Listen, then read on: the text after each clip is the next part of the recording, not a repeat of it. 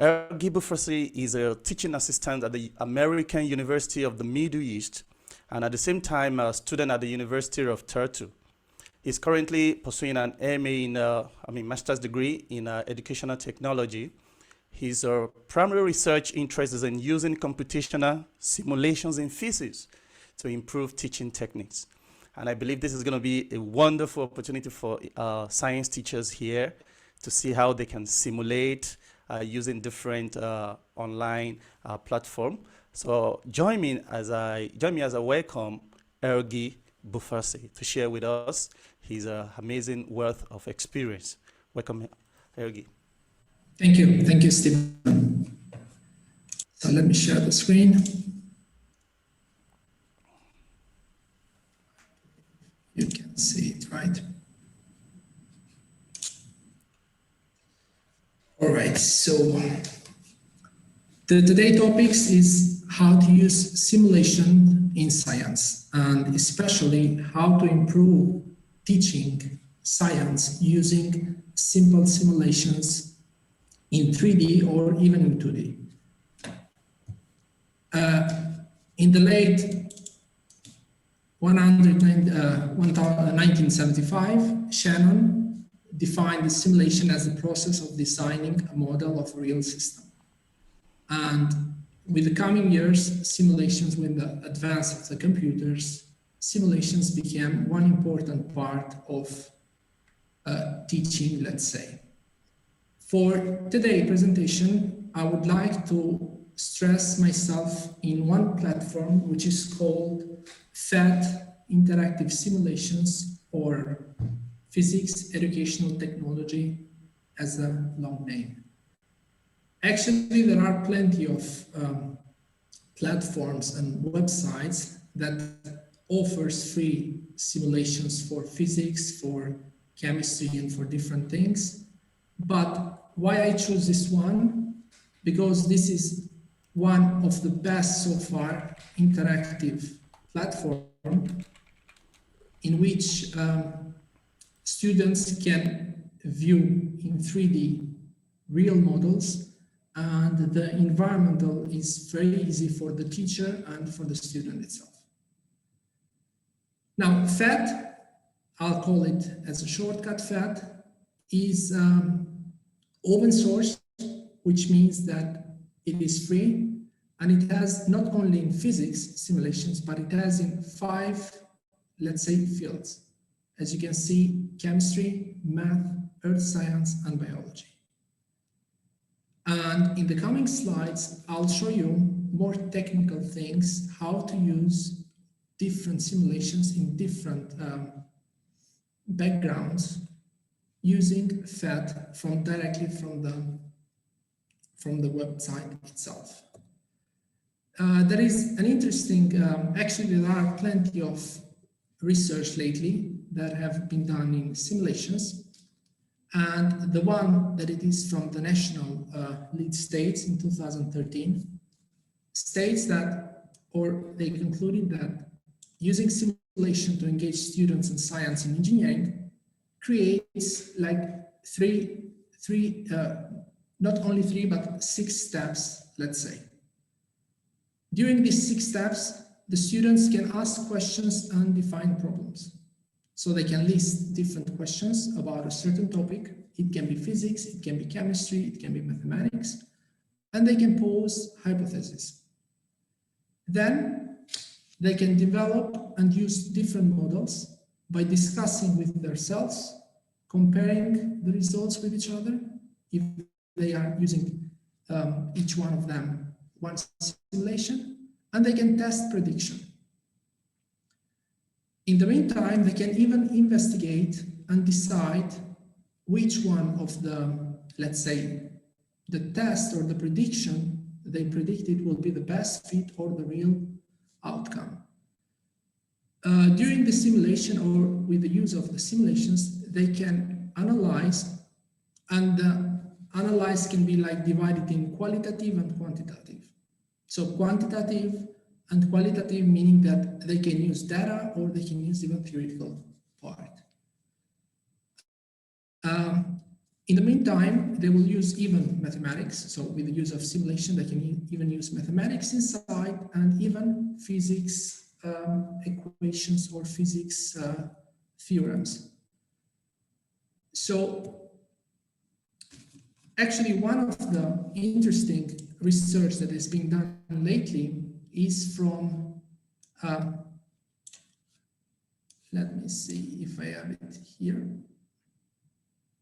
All right, so it's a little bit down, I cannot see it here. So I have the reference at the end, we can see the reference at the end. So one of the research that is being done lately in 2019 is this one, where 1,500 students, teachers, using PhET simulations are asked when they see PhET simulations. So what are the goals, why they're using these simulations? And some of the statistics that came out is that the majority typically are using to visualize the problems. And another, what comes next is to conceptual understanding. So they are using simulations to let students to understand the topics. Maybe some of you are teaching science or physics, so you might heard from students several times that physics is hard or science is very hard, so we don't understand it. Maybe this is because for some of them, it's very hard to, let's say, imagine or visualize the problem. So when they say, for example, if you throw a ball, the ball is coming down because of gravity, they can understand it, but visually they cannot understand where is gravity acting. So where is the gravity pushing this object that is falling down? So with the use of the simulations, it is possible to not only improve their understanding, but even to empower their skills or special skills, let's say. And the ways how we can use the simulations from PhET, I have listed 5 of them. It can be used as in-class assignment or in-class activity by dividing students in groups and give them one simulation per group. So they start and they discuss with the group, and then later on they can even discuss with each group separately. It can create, or the students can have the opportunity to use a virtual lab. Virtual lab meaning that in some schools, it's not possible to have the most advanced, let's say, laboratory or equipments. So in this way, it doesn't have to stop students to learn more. So using PhET, they can create a virtual lab for free, and they can do exactly the same thing that they might have done in the devices or in the real lab. For each one of this activity, we will see one demonstration or we'll see one example. Teachers can also use for demonstration, so they can, during the class, for example, if you are going to explain a topic or if they are going to explain a phenomenon, they can use simulation as demonstration to enforce or to strengthen the idea or the explanation that they are doing. It can be clicker questions, which means that it can be like multiple choice questions or true or false questions in which to the students is given the simulation. It is given one, let's say one movement, and it is asked, why do you think it's happening this? Is it because of gravity, or will it stop, or will it not stop? So questions like this, they can click with simple answers. Now, as I said, for each way, I'm going to give one example so you can see more practically what is being done using PhET. To use PhET in class activity, I've taken some, not only in physics, but I've taken in mathematics, chemistry, and physics. So in 3 different, let's say, course or fields. If you use PhET, so if you enter on PhET, on the website of PhET, you can open different simulations about mathematics. And one of them, it is the arithmetic. In the arithmetic, it can be used for any age. So there are levels actually in which you can start from beginning, or then you can use advanced levels. In this, let's say, simulation, students will be asked to find the correct answer. So 1 times 5, and they have to select the correct answer. Then they score, they go to the next level, and step by step the level will increase. In this way, some of the learning goals will be to explain basics, multiplication, division, and of course to increase the accuracy in multiplying, so factoring and dividing. Now, I will try to, if it's possible, I'll try to share the screen. I'll try to copy paste. The links of each of the simulation will be available to you. And I'll try to share the screen with the PhET so we can see something, let's say, live more practically. So first of all, before I go here, if you type phet.colorado.education, this is the official website of PhET. It is from Colorado University, and in here, when you scroll down, you'll have different disciplines: physics, chemistry, math, earth science, and biology. So if I want math, I'll click on math, and I'll choose arithmetic. So there are plenty of them actually. You can choose from different type of simulations based on your topics that you're explaining. And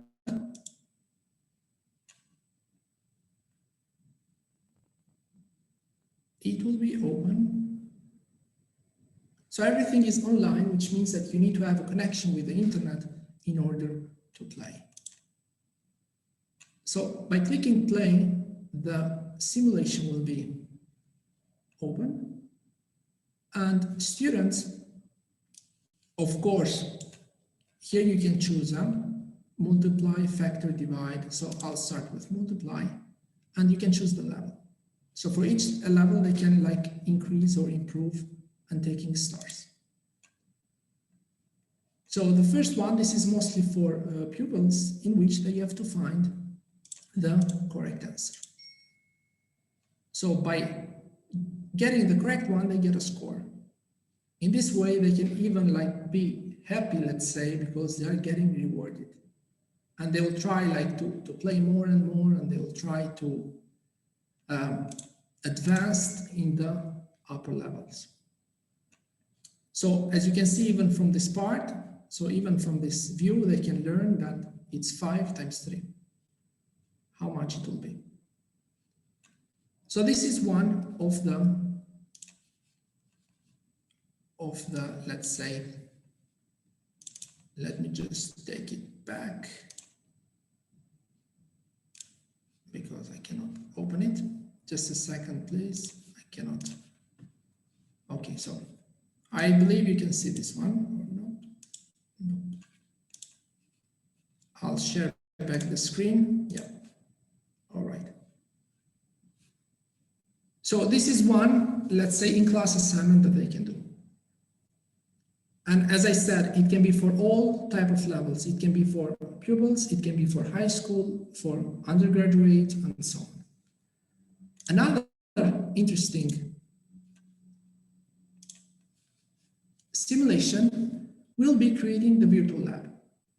This is the most, let's say, interactive and the most engaging simulation for students. As an example, I have provided the project motion, which is a physics topic, let's say. In the project motion, they have the Canon, and they can choose the angle. Based on their preferred angle, they can see, even with the speed, what will happen if we change the speed. This simulation, they can even, let's say, imagine it in everyday life. So, all right, so this is like I'm throwing something from the window. It will do the same thing. to do the same path. So this will enhance, let's say, the students' thinking on different aspects of life. As an example, for teachers who are teaching physics, actually, I took one problem from the book. So this is a problem from the book. There is an object launched at a velocity, and it creates a 20-degree angle, upward horizontally. In the book, sometimes, most of the times, it is given, for example, a 2D image with the angle, with the speed, with the vectors. So students can see it in 2D, but still it's not enough.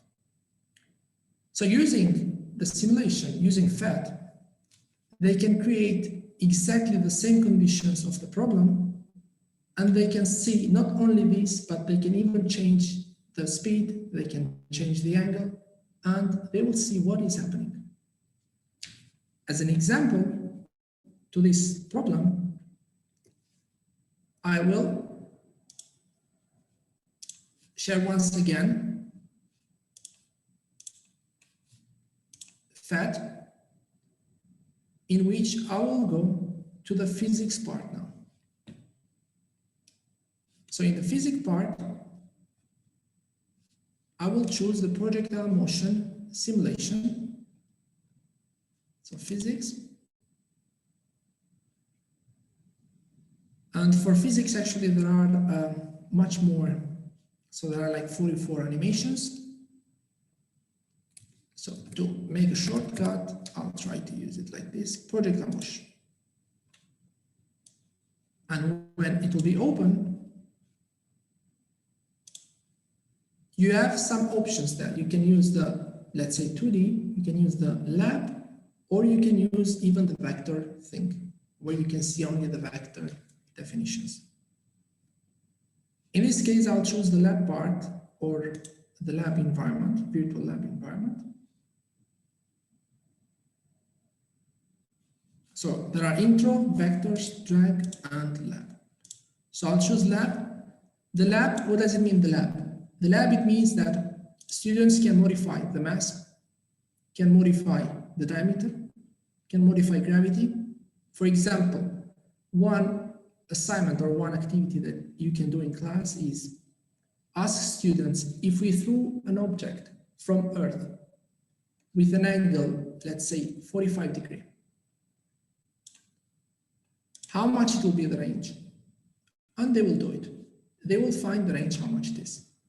Now you will say that with the same speed, with the same angle, how much it will be the range if we're using a different planet, if we're not using gravity now, 9.8, but if we are, I don't know, we are going to Mars, and we select the gravity of Mars, or we select a different gravity.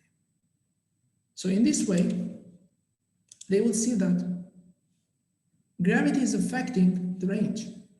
So because of gravity, if they will be somewhere else in another planet, the range will not be the same. So they will understand even more gravity. They can change the mass, they can change even the object. For example, they can use a piano. So they can throw a piano, or they can throw a car. So there are different options or different masses, let's say. Now, another tool. Now, I'll come back to the exercise. The exercise was stating that the angle 20, I'll try to clean this, and sorry, the initial speed 20, and the angle was, let me see, it was 25. Like this. So they will click, and here they need to find the maximum height. To do so, there is this tool in which they can use. It is time, range, and height. So by clicking, the maximum point or the maximum height is this green arrow or green point in here.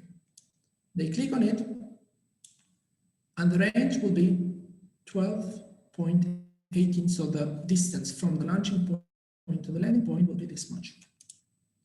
The height is 2.84, and the time is 0.67. Now, you can ask students, so to make it more interactive, you can ask students, okay, we are throwing the mass of 2,000 kilograms, right? What happens if we change to a cannonball? The cannonball will be 24 kilograms. Will it be at the same position or not? So they will try, and they will see that neglecting air resistance, so without air resistance, it will be at the same position. So from this, they can get like a feedback that without the air resistance, the mass is not affecting a projectile motion. So all of this kind, they can even increase the height. So for example, throwing an object from the window or throwing an object from, let's say, from the mountain, how it will be the projectile motion. And to come to conclusion, let me go back to the slide again.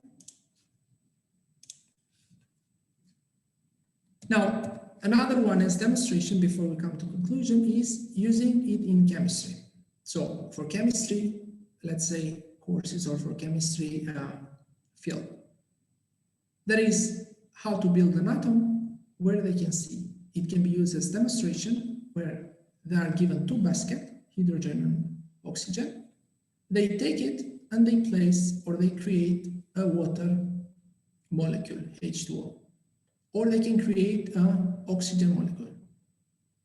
So you give them the basket and you tell them, you can demonstrate them or you can give them as a task in class assignment.